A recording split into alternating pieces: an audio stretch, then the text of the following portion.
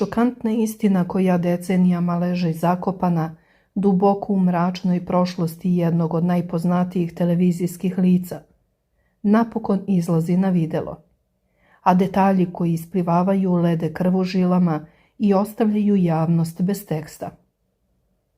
Da li ste znali da se iza prepoznatljivog osmeha i neverovatne energije voditelja Milana Miloševića krije stravična porodična tragedija, pakao porodičnog nasilja i mračna zatvorska tajna o kojoj se godinama samo šaputalo?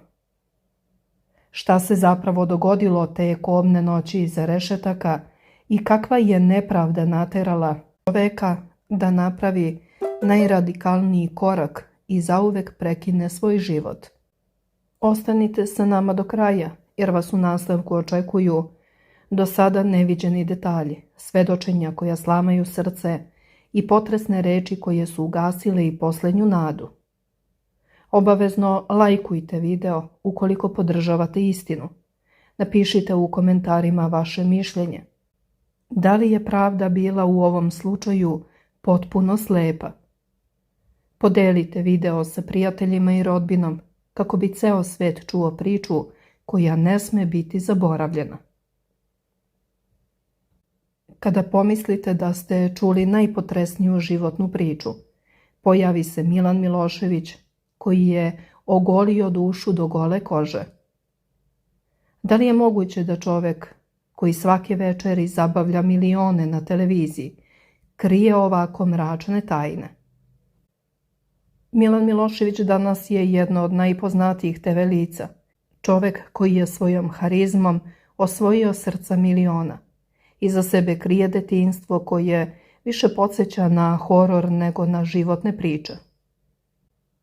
Dok gledaoci uživaju u njegovom šarmu na malim ekranima, mnogo njih zna da je ovaj čovek jedva bukvalno izvukao živu glavu iz pakla koji mu je sopstveni otac priređivao. Njegova životna priča je toliko neverovatna da bi i najmaštovitiji pisac teško mogao da je izmisli, a opet svaka reč koju je izgovorio je surova istina.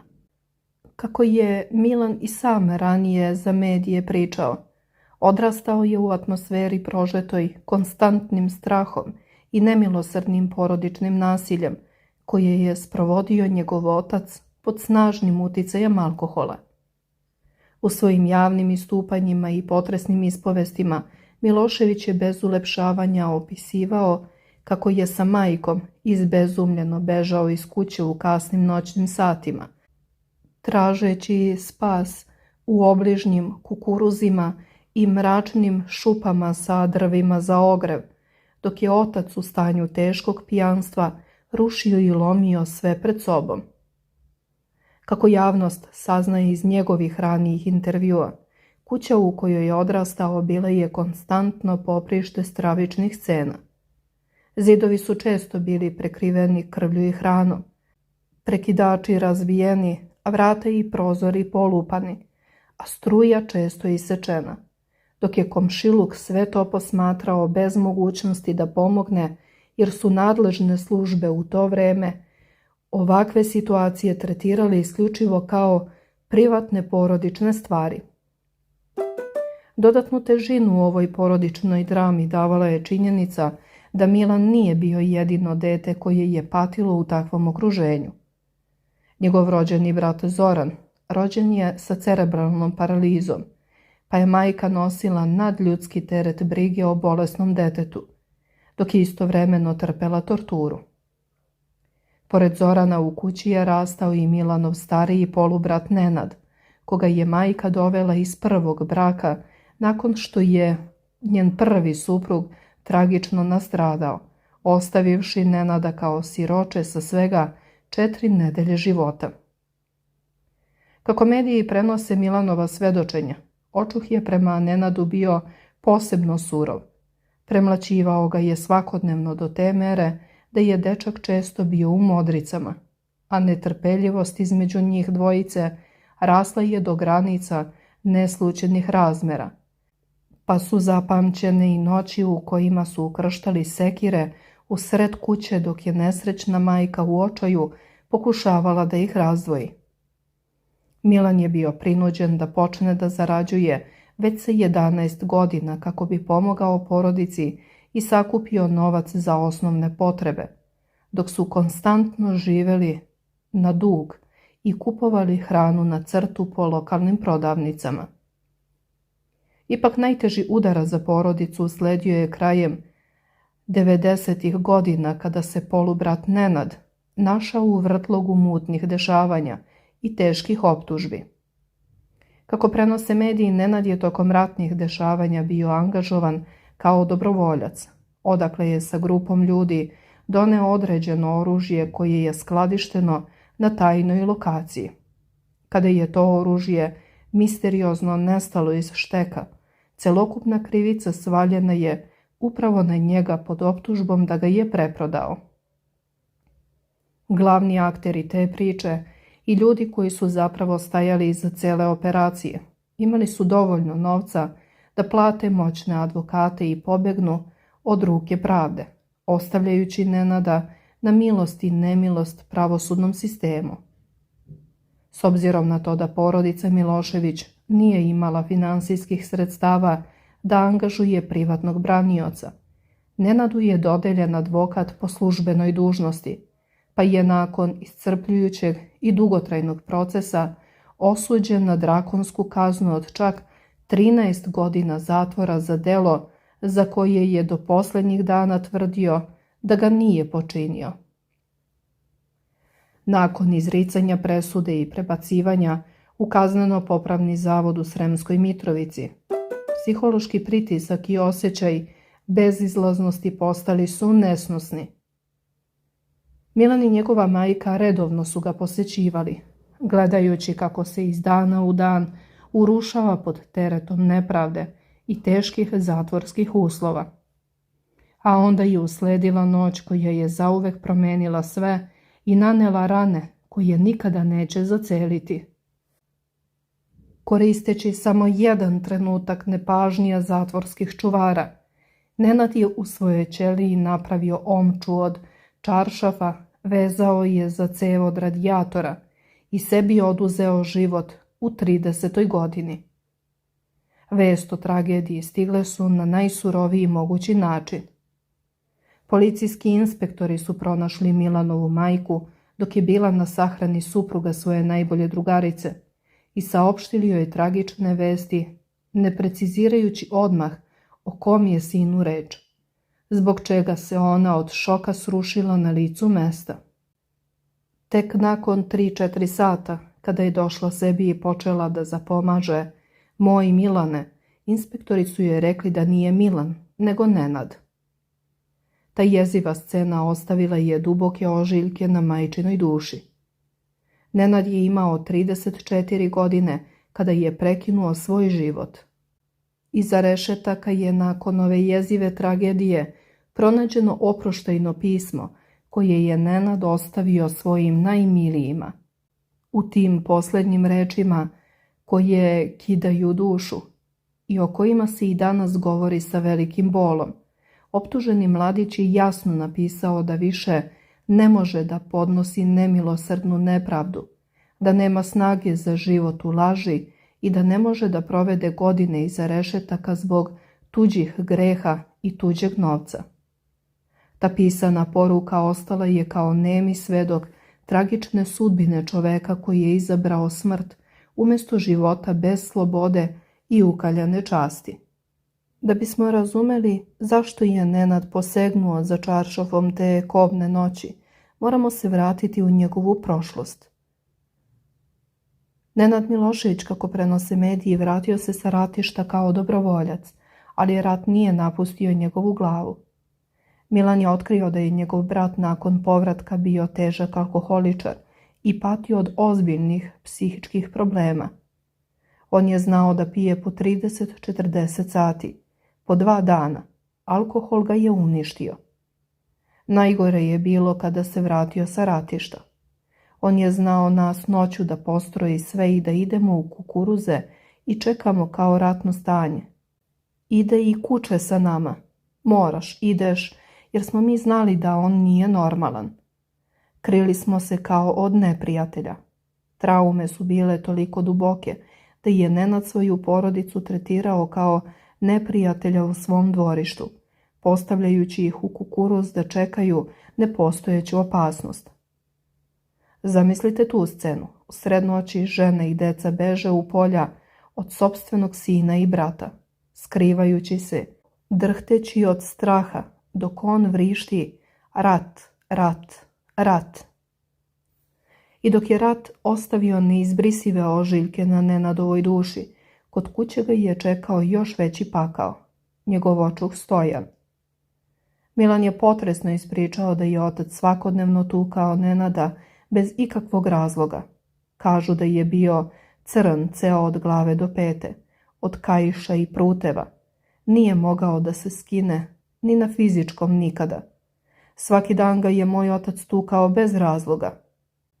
Lik koji je trebalo da mu bude otac postao je njegov najveći krvnik.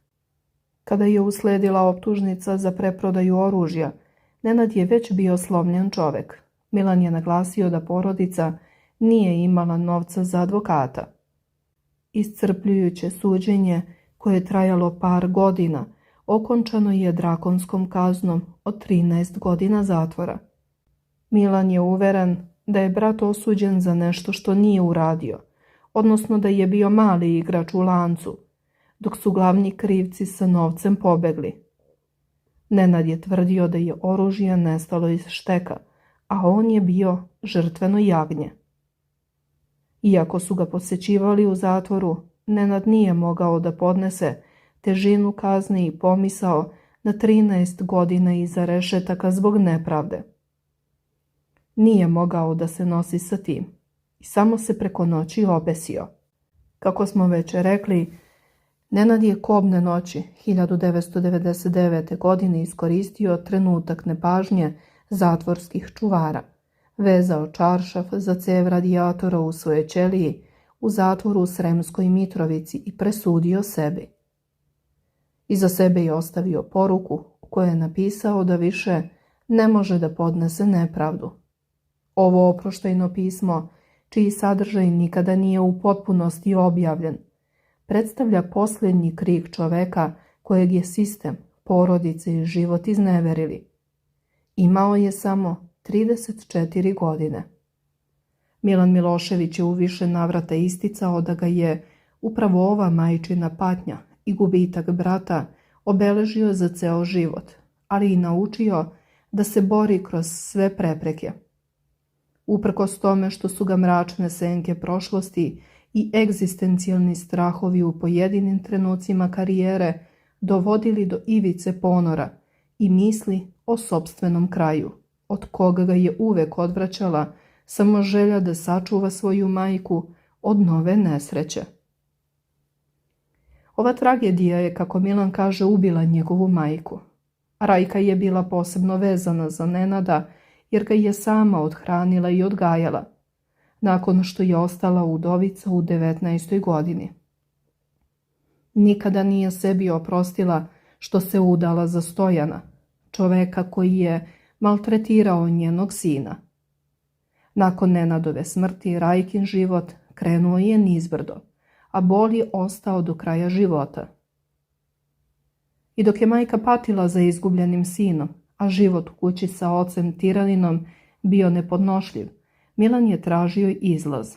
Šokantno je, međutim, otkrio da je kao 30-godišnjak predlagao svojoj majci da zajedno počine samoubistvo. U emisiji Pretres Milan je priznao da su dugovi bili ogromni, da su živjeli u bedi i da više nije mogao da podnese teret. Sedeli su zajedno, a on je rekao majci: "Mama, znaš šta ćemo ti i ja da uradimo? Ti i ja ćemo da kupimo pesticid, onaj otrov. Da zaspemo da se više ne probudimo." Majka ga je pogledala u neverici, ne znajući da li je ozbiljan. Milan je insistirao: "Rešio sam da ti i ja završimo ovu priču. Od ovoga nema oporavka." Srećom, majka je odbila, a Milan je pronašao snagu da se izbori za bolji život. Danas se stidi te pomisli, ali je otvoreno priznao da je u tom trenutku video samo bezizlaznu situaciju. Milan Milošević je također otkrio da je u školi bio žrtva vršnjačkog nasilja. Drugari su ga maltretirali jer se družio sa devojčicama. Nazivali ga isfeminiziranim, tukli ga, bacali mu knjige po blatu, čupali kosu, udarali ga u stomak u toaletu. Nikada nije prijavljivao nastavnicima jer bi posle toga dobio još veće batine. Sremska Mitrovica za njega predstavlja mesto traume i bola, odakle nema lepih uspomena. Uprkos tome Milan je uspeo da se izdigne iznad sopstvenog pakla. Svoj prvi dinar zaradio je sa 11 godina lepeći koverte. Sebi je kupio farmerke Levis 501, ali mu ih je brat Nenad uzeo i prodao zbog kocke. Radio je u kafiću dok je pohađao hemijsku školu, a sav zarađeni novac nosio je majici, nagovarajući je da prestane da radi u njivi. Upisao se u srednju hemijsku školu uprkos očevoj želji da bude metalostrugar, pokazavši hrabrost koja je kasnije definisala njegovu karijeru. Danas Milan Milošević priča svoju priču ne da bi izazivao sažaljenje, već da bi pokazao da se i iz najvećeg pakla može izaći. Njegova ispovest o bratu koji se obesio u zatvoru, o ocu nasilniku, o majici heroini i o sopstvenim suicidnim mislima podsjeća nas da su uspeh i slava često samo površina, dok se ispod kriju duboki ožiljci. Njegova priča je svedočanstvo o ljudskoj snazi i otpornosti, ali i opomena da nikada ne zaboravimo da iza svake poznate ličnosti stoji čovjek sa svojom prošlošću, bolom i borbom. Hvala vam što ste ostali sa nama do kraja. U komentarima napišite da li ste ranije znali za teško detinjstvo Milana Miloševića i tragediju njegovog polubrata Nenada. Da li ste čuli njegovu ispovest kada je prvi put javno govorio o svemu što je njegova porodica prošla. Podelite ovaj video ako mislite da javnost treba da čuje celu priču, a ne samo jednu rečenicu. I zapamtite, kada govorimo o ovako teškim događajima, činjenice su važnije od senzacije, a ono što je neko javno ispričao treba jasno shvatiti koliko mu je snage i hrabrosti trebalo to da izgovori. Možda će njegova životna priča nekome pomoći, možda će nekome dati dodatnu snagu i hrabrost da prevaziđe svoje teške trenutke. A vi obavezno lajkujte ovaj video ukoliko podržavate Milanovu hrabrost da progovori o ovako osjetljivoj temi.